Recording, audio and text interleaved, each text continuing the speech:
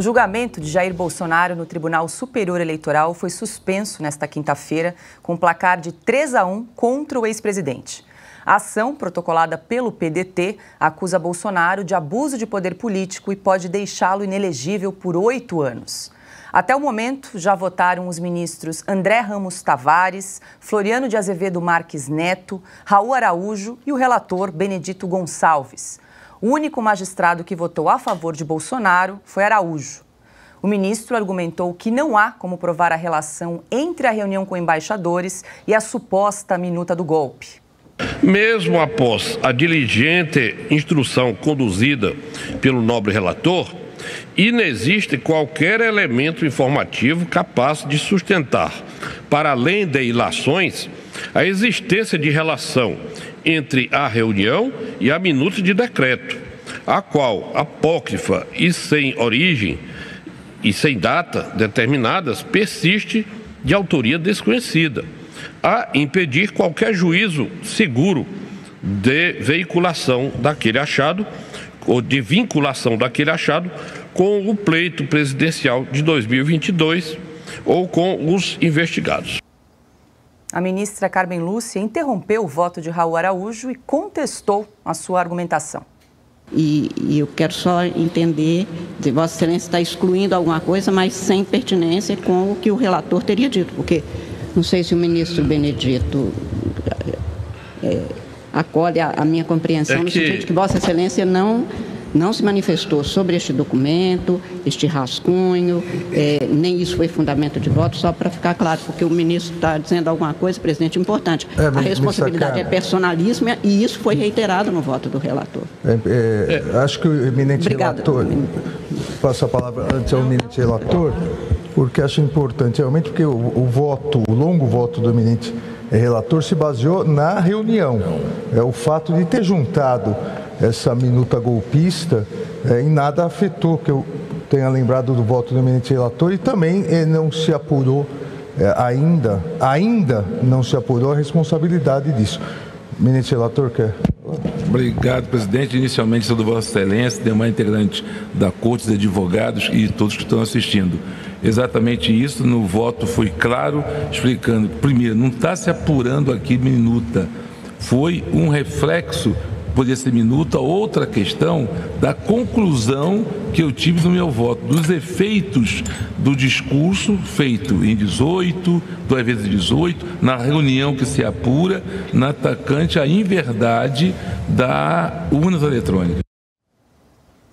O ministro Raul Araújo ressaltou que a importância do documento para o voto foi atribuída pelo próprio relator, ministro Benedito Gonçalves. Nesse ponto, me parece que houve sim, no voto do eminente relator, e podemos verificar isso facilmente, folheando, houve sim farta referência não só a esse achado, a minuta de decreto, como a outros fatos posteriores, como caracterizadores de que haveria uma predisposição a atitudes de ruptura do processo democrático naquele governo que já se encerrou.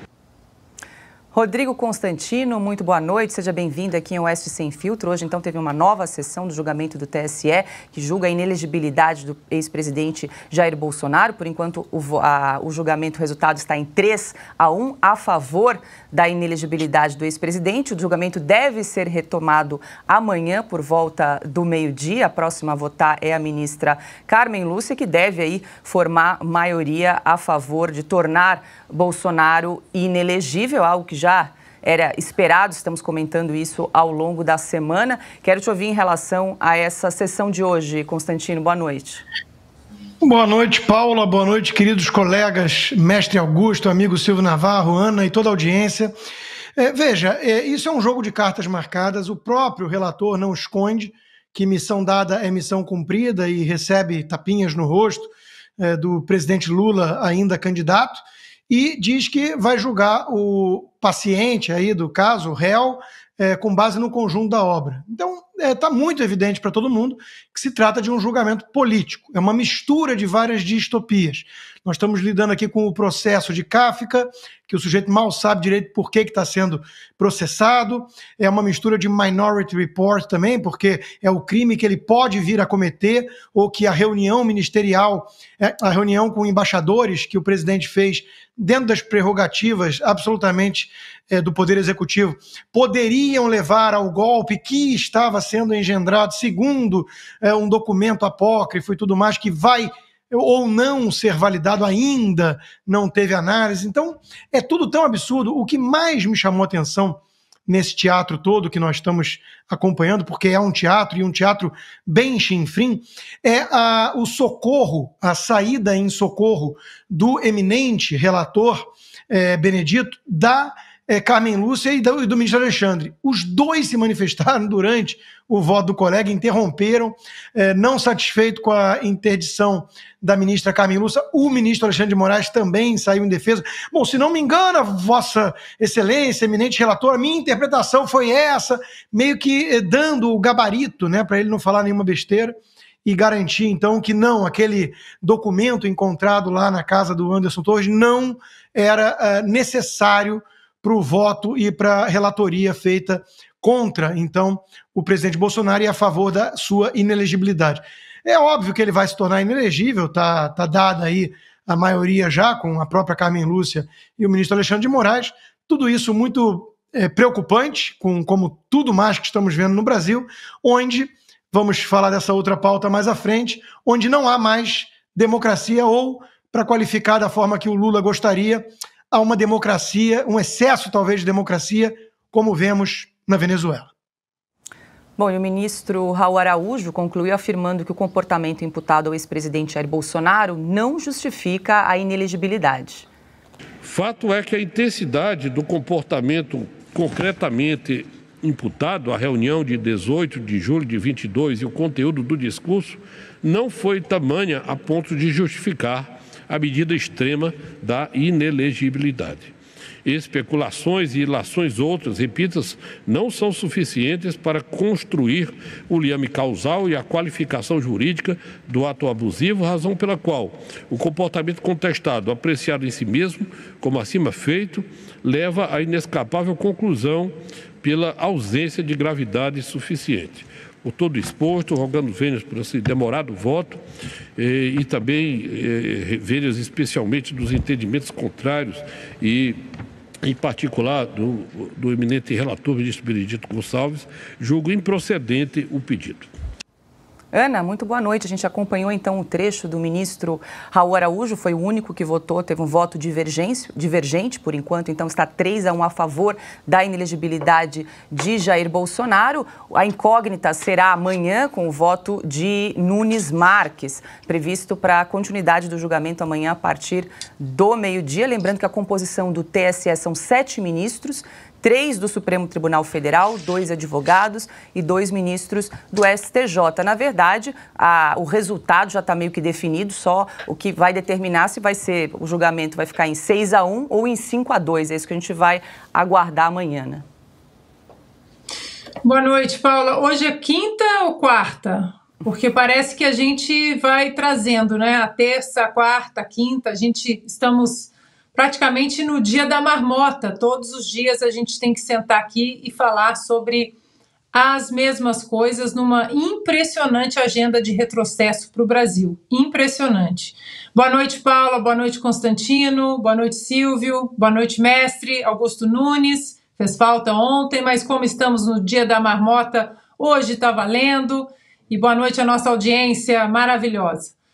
Paula, um ponto em questão também que a gente precisa esclarecer, que a própria reunião do presidente Bolsonaro com os embaixadores, na verdade, foi uma contra-reunião, né? Foi uma resposta à reunião que o ministro Fachin também teve com os embaixadores e colocando ali para os embaixadores a sua opinião sobre o sistema eleitoral.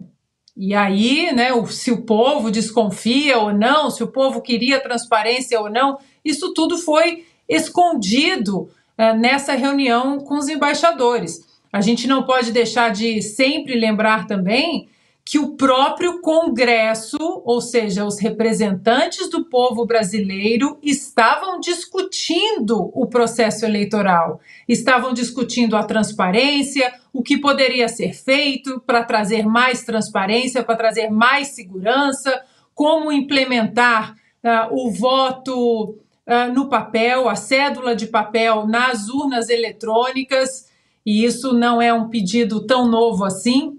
Ontem nós mostramos o Carlos Lupe, do PDT, pedindo o voto no papel como um cartão de crédito, aquele papelzinho que sai. Mostramos também a dona Simone Tebet, hoje ministra do Lula, pedindo a comprovação, inclusive dizendo: eu não sei se o meu voto é concretizado quando ele sai da urna eletrônica. Então é isso que nós precisamos ter certeza. E aí, de repente, o assunto virou um assunto proibido, né? Palmas ao ministro Raul Araújo, que tocou exatamente nas feridas e, como o Constantino disse, veio a turma para tentar salvar o relator, né? O ministro dos tapinhas na cara. E claro que o relator disse sim sobre a tal minuta do golpe, né? Esse documento aí apócrifo, porque ontem nós comentamos, o nosso programa ontem foi baseado no voto do relator, e nós comentamos sobre as 3 horas de voto do relator e a salada que ele fez misturando minuta do golpe com reunião, com eleição presidencial. Portanto, se vai ser 6-1 ou 5-2, o fato, Paula, é que já é um novo 7-1 para o brasileiro. E o ministro Floriano de Azevedo Marques Neto acompanhou o voto do ministro relator Benedito Gonçalves. Sendo assim, no mérito, julgo a presente AGE nos seguintes termos. Julgo procedente para aplicar a sanção prevista no artigo 22, inciso 14 da Lei Complementar 64/90 e condenar o primeiro investigado, Jair Messias Bolsonaro, pela prática de abuso de poder político e de uso indevido de meios de comunicação nas eleições de 2022 e, por conseguinte, para declarar sua inelegibilidade por 8 anos seguintes ao pleito de 2022. B. Julgo improcedente o pedido em relação ao segundo investigado, Walter Souza Braga Neto. Deixo por óbvio de aplicar a sanção de cassação de registro de candidatura investigados por perda do objeto. Por fim, acompanho também o voto do ministro relator no tocante às providências derivadas por ele determinadas, em especial o oficiamento às autoridades condutoras dos inquéritos criminais instaurados para apurar os fatos, objeto da presente AGE e fatos correlatos. É como voto, senhor presidente. O ministro André Ramos Tavares também defendeu a inelegibilidade do ex-presidente. Com isso, senhor presidente, concluo o meu voto para acompanhar o ilustre relator e julgar parcialmente procedentes os pedidos formulados na petição inicial, declarando a inelegibilidade de Jair Messias Bolsonaro para as eleições a se realizarem nos 8 anos subsequentes à eleição de 2022, nos termos do artigo 22, inciso 14 da Lei Complementar 64 de 1990. Com o voto, senhor presidente. Silvio Navarro, muito boa noite. Nessa sexta-feira, como já falamos aqui, deverão votar então os ministros Carmen Lúcia, Nunes Marques e, por último, claro, Alexandre de Moraes, que é o presidente do TSE. Nós acompanhamos aqui alguns trechos de divergência, né, entre alguns ministros, principalmente no que tange à inclusão da minuta, suposto golpe, que foi encontrada na casa de Anderson Torres. Araújo Filho disse que não foi incluída a minuta, que não deveria ser incluída isso como meio de prova, até porque essa minuta foi apresentada depois da apresentação da ação no TSE pelo PDT, né? Paula, como você bem disse, resta saber se teremos 2 votos divergentes, né? Além, evidentemente, do voto do Raul, o voto do Cássio Nunes Marques. Vamos aguardar, né, para saber se será 6-1 ou 5-2. Mas a Carmen Lúcia hoje já antecipou, o resultado já está dado. Boa noite para você, boa noite, querida Ana Paula Henke, o meu amigo Constantino, Augusto Nunes aqui no estúdio, meu irmão. Boa noite para você que está aí do outro lado da tela. Paula, olha só, quero pegar aqui 2 pontos. Primeiro, concordando com o eminente companheiro Rodrigo Constantino, quando ele citou ali a situação do Benedito, né? Ele não estava prestando atenção no que estava acontecendo. Aí o ministro Raul Araújo faz ali uma menção interessante, cita determinado ponto, olha aí a minuta, né? Porque é aquela história, né? O voto dele foi baseado no filme, não na fotografia, para usar a metáfora até que está sendo utilizada pelos analistas na mídia. E aí, de repente, alguém o alerta, no caso, a ministra Carmen Lúcia, já antecipando o seu voto, como se dissesse, presta atenção, Benedito, olha só, é isso aqui que está acontecendo. O Alexandre de Moraes também reage, olha, corregedor, relator, é isso que está acontecendo, né? Eles direcionam o voto. Então, veja, para mim já está resolvido, já estava, né? E, como a Ana disse, né, o dia da marmota, nós já falamos aqui. Ontem recuperamos o que aconteceu com a chapa Dilma Temer e colocamos ali na balança uma comparação com esse julgamento de hoje. Nós já falamos sobre o PDT ser o autor desta denúncia que deve culminar na inelegibilidade do presidente Jair Bolsonaro, e o PDT é um histórico defensor do voto impresso, né? A impressora ali do lado. Nós chamamos atenção na semana passada para um vídeo do presidente Carlos Lupe, eterno presidente do PDT, falando isso. Esse vídeo veio à tona. Então, assim, as coisas vão se repetindo, vai se esgarçando, eles vão levando até sexta-feira, quando saberemos o resultado. Queria chamar a atenção para 2 pontos.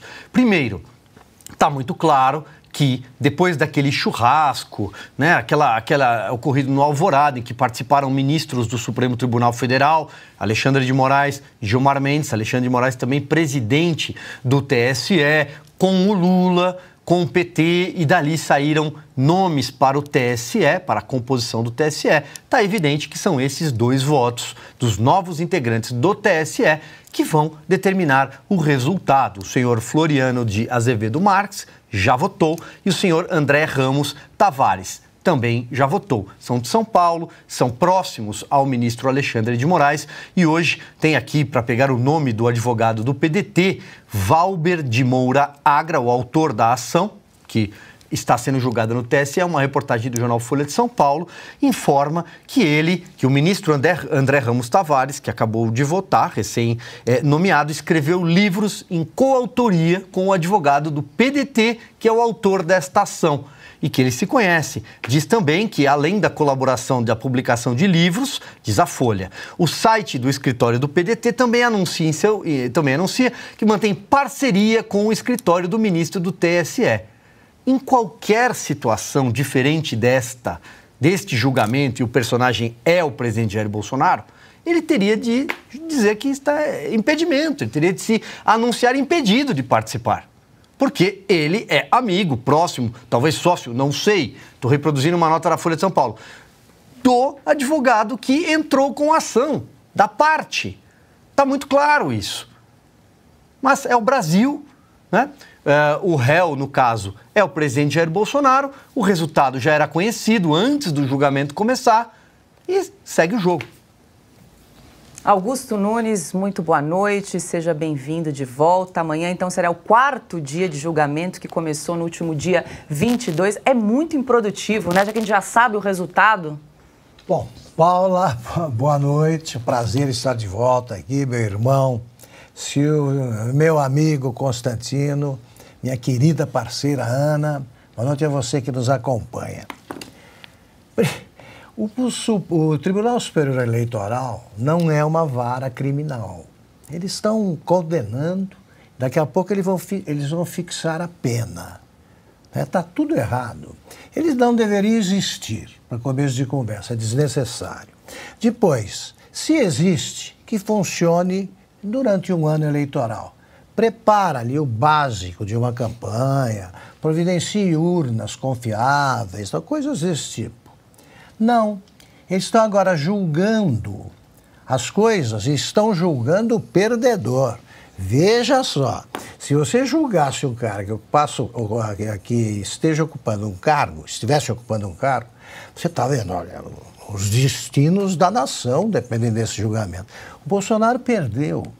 Ele fez tudo isso e perdeu. O Lula não fez nada e ganhou. São os mistérios brasileiros. O faroeste brasileiro, mas está superando amplamente a ficção mais amalucada que você pode que você pode ver no cinema, inclusive. Exemplo, não sei se vocês viram aqui, acredito que sim, o filme Bananas, do Woody Allen. Ele narra um golpe de Estado numa dessas repúblicas bananeiras, como o Brasil. Aqui só está faltando banana, mas já está ficando parecido com as antigas repúblicas bananeiras. Ele narra, o presidente está saindo do palácio, estão chegando os golpistas, vão atirar no presidente, atenção, então, é isso.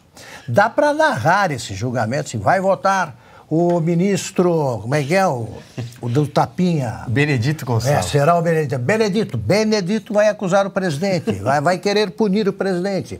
E com ele estão os ministros Alexandre de Moraes, Rosa Weber não está lá. Carmen Lúcia, que foi convertida por Gilmar Mendes. Então, é o seguinte, julgamento com cartas marcadas é uma piada. É uma piada, eles vão socorrendo, eles agora aparteiam o sujeito que vota conforme a lei e negam a verdade escancarada nos dias anteriores. Ué, ele não requisitou a minuta? Ele, Benedito, não falou sobre a minuta? Ele pediu essa minuta para anexar a qual processo? A qual julgamento? Ele queria ligar isso aí. Agora, acabamos de inventar mais uma, né? A minuta golpista. A realidade brasileira é fantástica, né?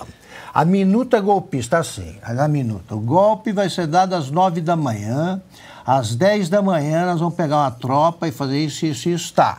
Com o próprio dono da minuta nos Estados Unidos. Não tinha ninguém aqui para executar a minuta que foi preparada. Golpe com minuta eu não conhecia, em lugar nenhum. Porque você, por definição, não põe no papel uma coisa secreta. Você combina ali, você decora as coisas. Então, temos um golpe com minuta, sem chefe, estava nos Estados Unidos. O autor da minuta também não veio secretariar aqui o golpe, para ver se estavam cumprindo. Então, olha aqui, o cara ficou de ocupar a TV Globo e não apareceu. Então, vamos suspender, não vai participar da minuta do próximo golpe. Não tem competência para isso. Então é o seguinte, a Carmen Lúcia, né, ela me lembra também, lembrando de filmes, tem um outro, porque o Brasil está superando o cinema enlouquecido, né? Tem um outro filme que vocês viram, pelo menos uma das versões, a última se chama Invasores de Almas. São extraterrestres que vêm, né, ficam em forma de vegetal, aqui e entram na pessoa. A pessoa vira outra, então começa a dizer outra coisa, né, olhar vidrado. Né? A Carmen Lúcia é isso aí. Depois que ela se tornou filha adotiva do Gilmar Mendes, que ela é sempre filha de alguém, que a aconselha por telefone. Primeiro foi o pai, biológico mesmo. Ela se dava bem com ele, conversavam. Ele dizia que se ela tinha ido bem, se ido mal, tal, porque ela é muito novinha, né? Precisa de conselhos. Depois foi o pavão de Tatuí, o Celso de Mello. Ela adotou, se declarou filha adotiva e ponto. Aí sobrou para o Gilmar Mendes, que disse para um empresário, que é meu amigo, que tinha cooptado a Carmen Lúcia. Então tá aí. Ela é outra.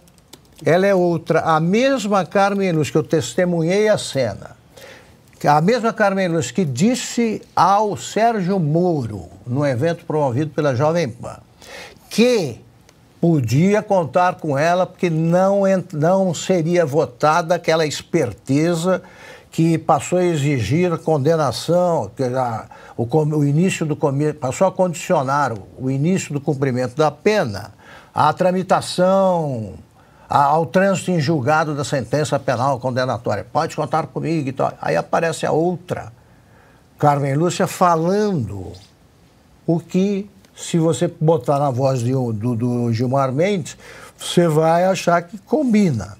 Mas ela era outra e mudou. E eles ficam fazendo isso sem prestar atenção no que fala, o que discorda.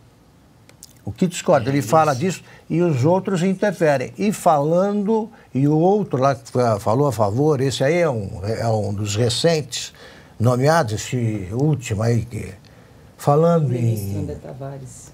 Que votou contra o Bolsonaro. Isso, o André Tavares e o Floriano. Tá. Interferiu muito na eleição, né? Que todos... Está escrito em algum lugar que o presidente não pode se reunir com embaixadores e criticar o processo eleitoral? Está escrito? Não. Está escrito em algum lugar que o presidente que faz isso devia ganhar a eleição. Se ele ganhar a eleição, vamos ver como é que foi a votação no país dos embaixadores.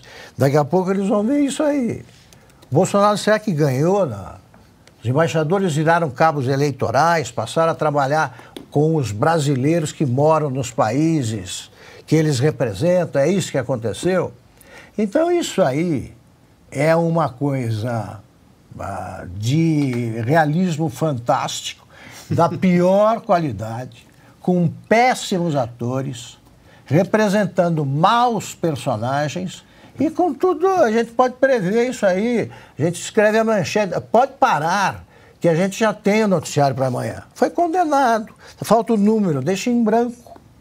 Aí vamos ver o que dá na cabeça aí do mudinho, do Bolsonaro, e completamos o noticiário. Eu, por exemplo, não participei do programa de ontem, tenho certeza que eu estou repetindo coisas que vocês já disseram. Mas é porque o Brasil, o passado não passa, agora o presente também não passa, e um país assim não tem futuro.